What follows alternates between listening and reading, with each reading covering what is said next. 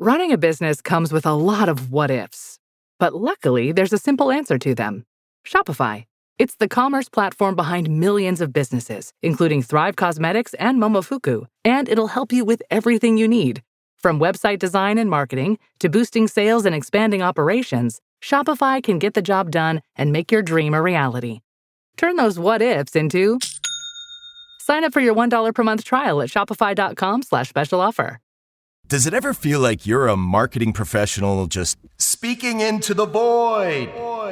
Well, with LinkedIn ads, you can know you're reaching the right decision makers. You can even target buyers by job title, industry, company, seniority, skills.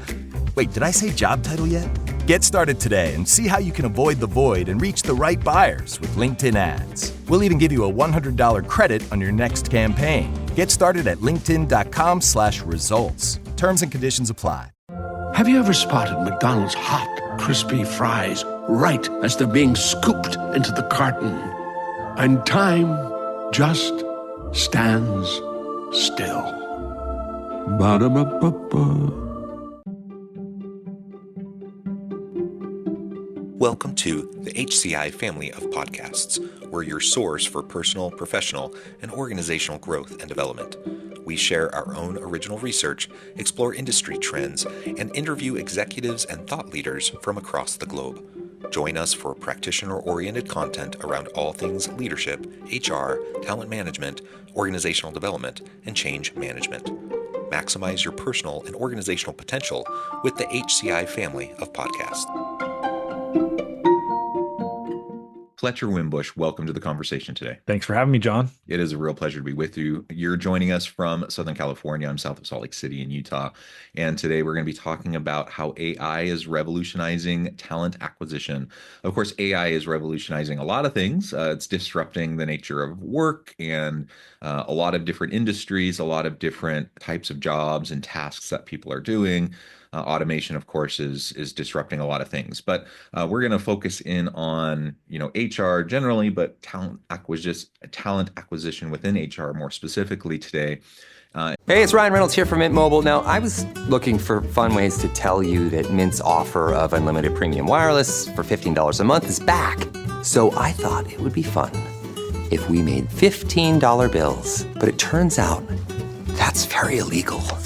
So there goes my big idea for the commercial. Give it a try at mintmobile.com/switch. Upfront payment of $45 for 3-month plan, equivalent to $15 per month required. New customer offer for first 3 months only. Speed slow after 35 gigabytes if network's busy. Taxes and fees extra. See mintmobile.com. And try to get a handle on really what these disruptions are looking like and how we can leverage AI as a tool to make talent acquisition more effective, more efficient, and just so we can do this better.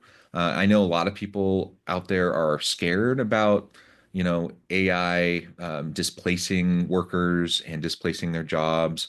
I'm personally, I hold the belief that while there could be some displacement, AI is more likely to displace tasks rather than whole jobs or whole careers. And so we should be looking at it as a tool, as a resource to enhance what we're doing, to make us better at our jobs. And the surefire way for us to become obsolete and displaced is to not learn how to use the tool, but if we learn how to use it, then we'll be an asset to our organizations and we'll be able to add a lot of value. So anyways, we're going to explore this, talk about how to leverage it, and I'm excited to have that conversation.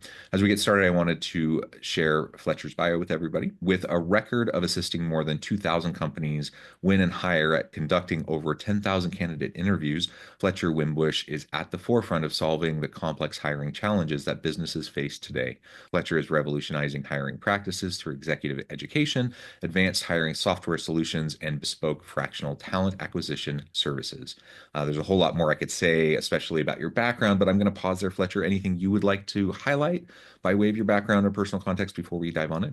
No, I think I do what I love. This is the best job in the world. I've been passionate about talent acquisition and building teams, and in the concept of who you invite to be on your team as being one of the most powerful drivers of business results.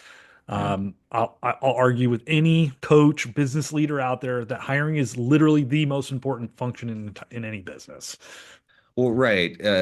Was it Jim Collins who used the analogy of the bus? You need to get Yeah. the right people on the right seats on the bus.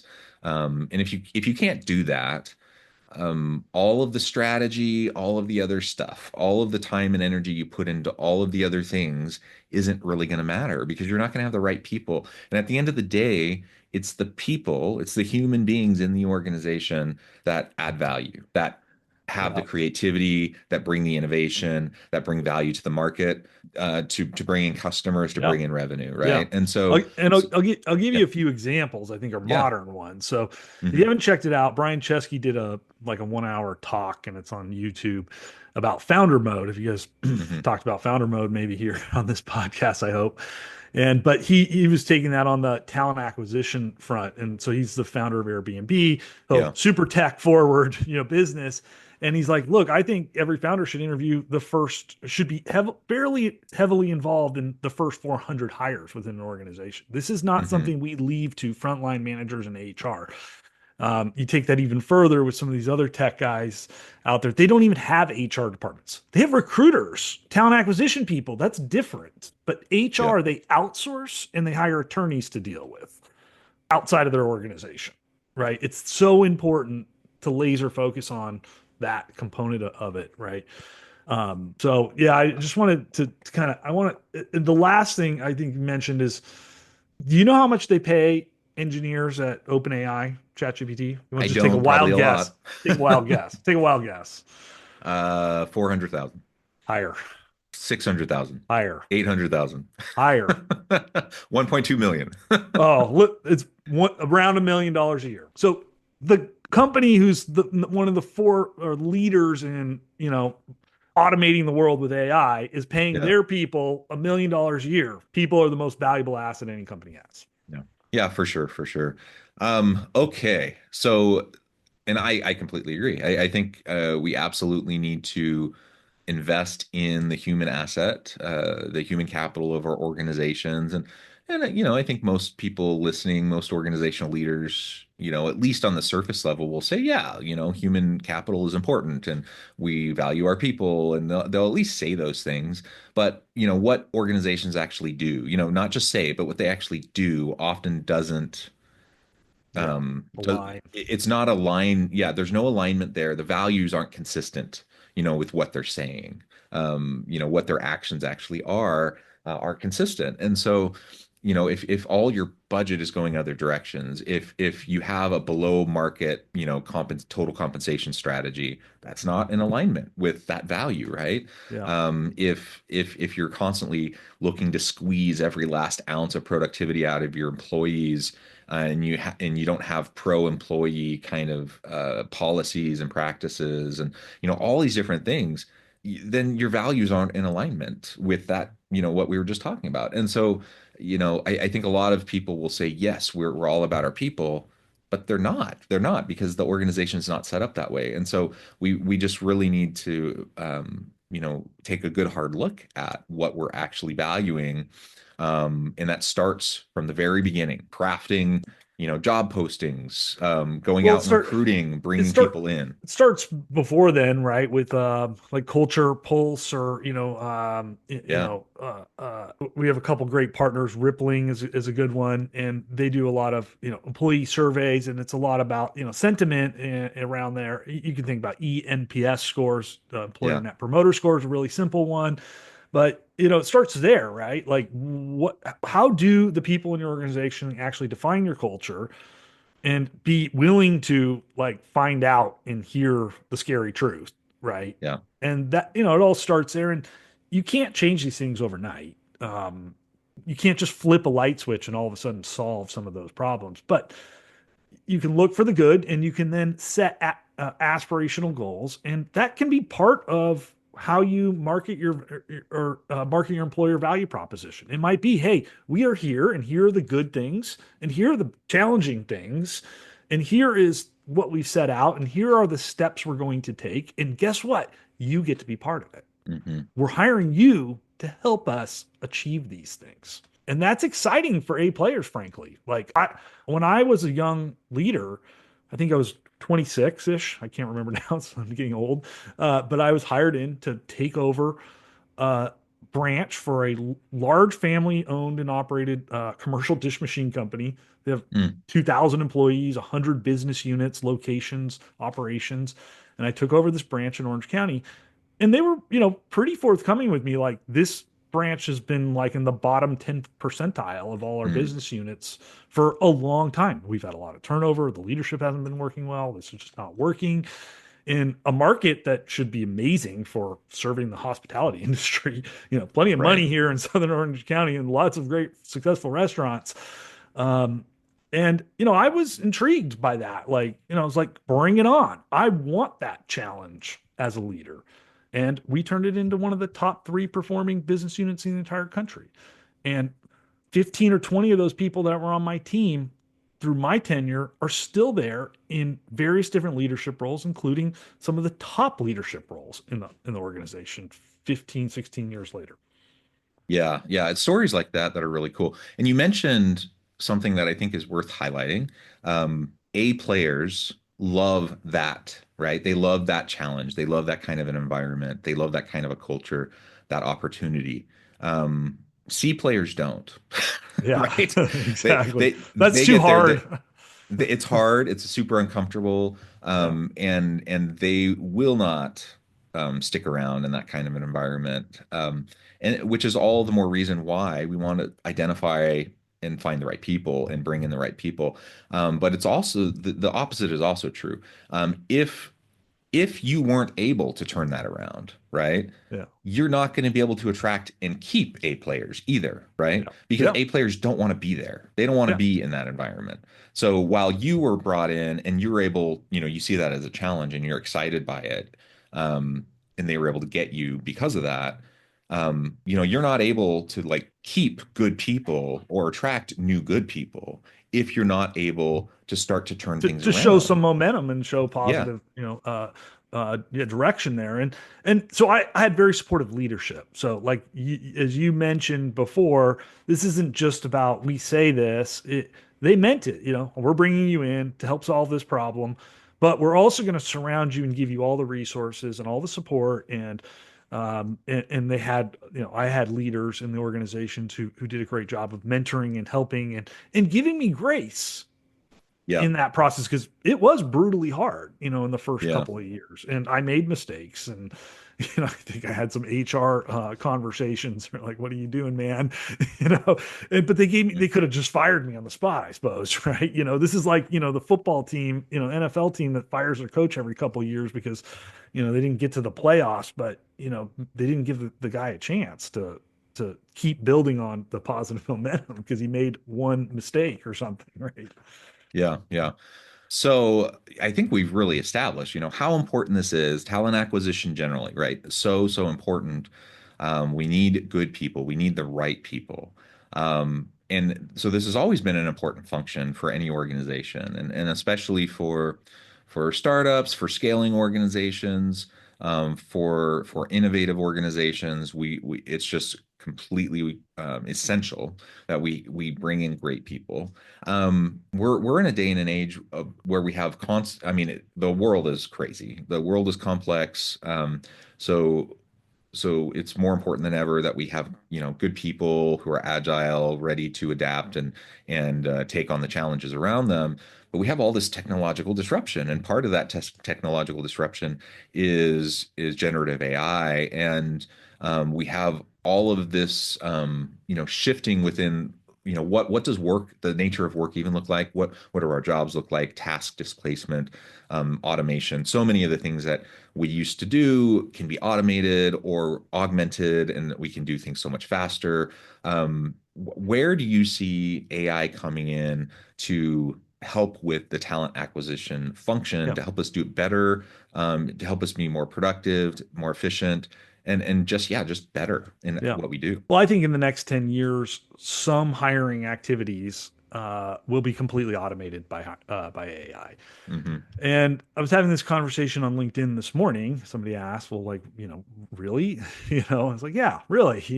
Now, the reality is you have roles, like right now, you already have organizations that are leaning heavily on staffing agencies and low paid talent acquisition folks that are, very Yeah. green in their careers. And you're really not all that, don't have a lot of expertise. They're really just kind of pushing paper, making like basic calls, just like, hey, are Yeah. you interested in the job? Will you come in? Can I schedule you an appointment? Here's some basic information. I'll send you a flyer or like a link to a page or a video, and then, asking maybe some scripted questions, hopefully asking some scripted questions, and then checking some boxes and then making a decision. So you have, and then you have frontline managers, the same thing. They're not really well trained or educated on best selection practices. They're just trying to do their job. They're just like, yes, you got a pulse. You're willing to do this. You seem nice. I don't dislike you, so I'm going to hire. Yeah. A lot of roles, I don't dislike you, therefore I'll hire you, is like the criteria. So roles like that, I mean, automatically today we can automate that hire right now. Right now, Yeah. as it is, the technology allows us to automate that. Now, I'm not necessarily trying to be an advocate for that. I'm just trying to punctuate a point here. Now, I think in that kind of scenario, AI can do a better job of engaging the candidate, making that experience better for them, providing them content and materials, answering their questions, getting to know them, and definitely doing a better job of assessing them. AI is significantly less biased than the humans are in this situation. And in fact, we're co-publishing a scientific journal article with Virginia Tech. This will be out very soon on this exact subject of how much better AI is at doing this than humans are. Unfortunately, that's the sad fact. So then you have the roles that are a little more, yeah, we can take some generic skill sets, but we also have some specific areas of expertise. AI can do a really good job of matching those people with the right job and nurturing them through a hiring process. And then you have your hyper specific skill sets, which is basically means you're prospecting for these people. Yeah. Like you would a new customer, right? I need to hire a tax accountant in Toledo, Ohio. Well, you know what? Guess what? There's like 30 of them. And how are you going to go find them? Well, basic prospecting techniques is how you do that.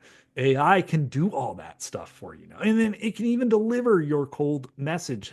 Hey, John, I love your background. You can say this exactly like what a recruiter would say, right? I love your background. You can see, you're a really talented tax professional. Like, I don't know if you'd be open, but I'd love to schedule a cup of coffee with you and our partner, Fletcher, to talk more about, life as a CPA here in Toledo, right? And then hand that off, schedule it for the partner and the two. And then, yes, then now a human takes over in situations like that. So it's sort of augmented automation, but, much more humanistic versus right now we're using templated emails and in-mails and voicemail drops and text messages and things that, recruiters are doing, but it's hard to personalize those, right? Well, yeah, and talk about, I mean, just the time, that recruiters are spending doing all of that versus, automating that. I mean, Yeah. I can only imagine. And it takes a lot of time to get a recruiter especially when you're dealing with those higher level, more sophisticated, nuanced roles that I need a R&D tax person or I need a salt person. I mean, you can't take some recruiter $40,000 a year straight out of college and explain that to them. Like they don't get it. They don't understand what that role does and the nuance of it and why that role is different than this other tax role, right? They don't have that life experience or that work experience. Mm-hmm. So, this gets junior people up to speed faster. It helps more advanced recruiters do this quicker, but advanced recruiters spend a lot of time doing this stuff where they could be doing something else, like talking to the candidate. Yeah. Which is so much more valuable, right? Yeah. That's where you're really going to develop the relationships, where you're really going to be able to grab people, right? Where you're going to increase the chances of getting really great people, improves the experience for both parties, right? Right. Yeah. Yeah. So, and like you said, the technology is already definitely good enough to do kind of the low level work, like you said. Yeah. We can already do that. Whether or not, companies are going to fully lean into and embrace that today, that's unlikely. But certainly companies are leaning into to leveraging AI in a lot of ways. And we see companies experimenting with that constantly, right? All the Yeah. time right Yeah. now. What it tends to look like is, you have an opening, someone leaves, some sort of attrition, and instead of replacing that person, you have a 5-person team. Now they're down to 4. Let's just absorb that role and use AI, to kind of fill in the Augment. Yeah. gap, Yeah. right? That's Yeah, often happening. I'm not here to, speculate what's going to happen. And, from what I've seen, nobody knows. Even all these really smart people, we're all just like hanging onto our hats to see what's gonna happen. We're banking on the fact that every major technological evolution has just created different jobs and new jobs. And, Right. we've Yeah. been at the invention of the wheel, gas, car, the internet in the 90s, all these things, everything just, we figured out new ways to work and new things to do with ourselves. And, we're all still, in fact, at full employment and have been for an extremely long time, other than a little blip during COVID. So, yeah. Yeah. What are some of as things continue to progress, beyond some of these lower end tasks that can happen today? You talked about in the near future some of even kind of the higher level aspects that can free then recruiters to do the more human elements, develop the relationships. What do you see, even a little bit further out? That maybe AI can really assist in augmenting and helping and transforming this function. Well, I'll be really interested to see how the avatar plays into this. So if I can have an avatar of Mm, myself and I can interact with the candidate and give them more time and attention than I can give them today, yeah, as a manager or as a recruiter, so as a manager, I mean that's one of the biggest challenges. Hiring managers just don't make enough time to spend yeah, with yeah, their potential hires, and they really should. And so if you're a hiring manager and you're listening to this, spend 3 or 4 times as much time with that candidate in the hiring process than you do today. That's it. Just triple or quadruple the amount of time, and you'll be more successful in your hiring decisions, and you'll and the quality of hire that you have, and the experience, improve the experience of those high quality hires and along the way. But that's kind of a simple way of oversimplified way of thinking about it. But yeah, I think avatars, things like that. But talent assessment is going to be a big one. Like with AI, we're already able to now create hyper specific customized assessments like core value assessments, or like I create a blockchain assessment. They don't exist because assessment creators, guys like me, don't we're not going to create a test for something like that because there's no large commercial market for it, right? yeah, So, yeah, but now I can create that for you right now. Like in an hour, I can deliver you a test that is so hyper specific to the behavioral attributes, the skills, the abilities that I need my next hire to have. And now it's a way more customized experience, which is a better experience for the candidate, which is going to give me better data about my talent pools and help me make better hiring decisions. And then those assessments are going to become a lot more, not only just like this Q&A, multiple choice, right, wrong, varying degrees type of things, but they're going to also become a lot more conversational too. So I'm going to be able to walk you through, like, Jonathan, help me understand where you would place this HVAC unit on this building, and let's have a little conversation about that. And I'd be collecting skill and ability based information from you in this dialogue, right? So I don't know. There's gonna be a lot of crazy and fun, interesting things that I think, again, as we move forward with this, the goal is to improve the candidate experience exponentially while delivering a better outcome for both parties. So a bad hire is bad for the person who gets the job, and it's bad yeah. for the organization who makes the hire. Yeah, the candidate experience, as a more holistic piece, as a piece of a more holistic, employee experience once they're brought in, like that's so essential. It's part of the whole experience around developing the culture that then allows you to attract even more It- good people, yep. right? Yep. That becomes part of the whole ecosystem And in the which, outcome of the hire. If I have a bad experience in the hiring process, I might be an A player, but I also might put you, my employer, on a short leash. And I'm going to get right? 45 days in. And if it continues to be a kind of mediocre to poor experience, I'm going to say, you know what? I'm going to pull the cord on this for you, employer, because this is not going the way I want. And I just had this happen with a really talented tax professional. Yeah, she was like 90 days in and she's like, I'm not doing this. I'm out. Right. Because And the, that really, company, the really good people have choices. yeah, she's that company that hired them, and and she just left, is reeling. They're screwed. They are literally, like buried now. Yeah. Yeah. The really good people always have choices, Yeah. always, no matter how tight the market is.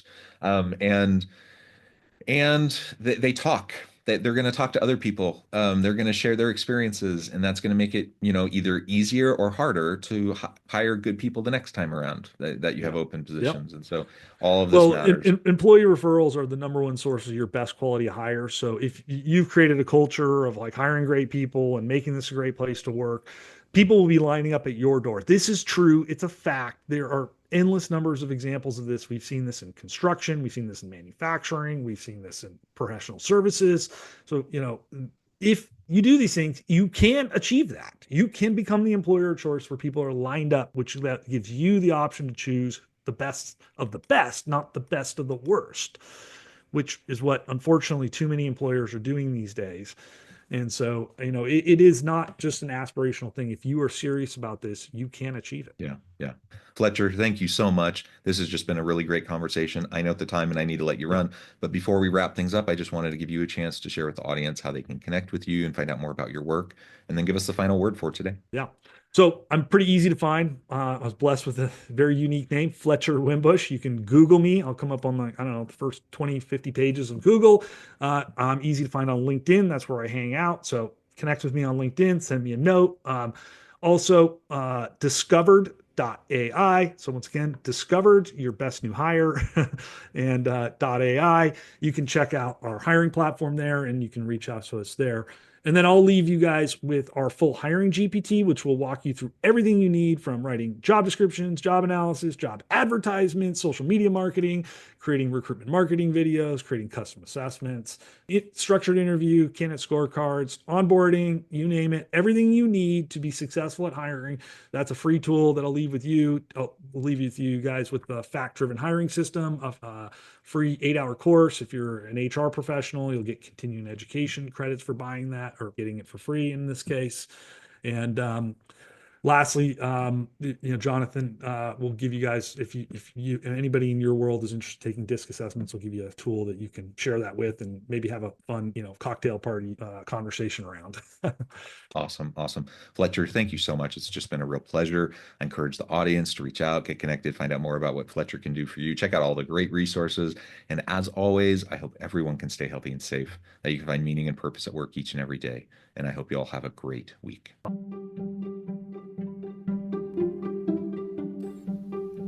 Thanks for joining us for this episode of the podcast. We hope you stay healthy and safe, and please join us again soon.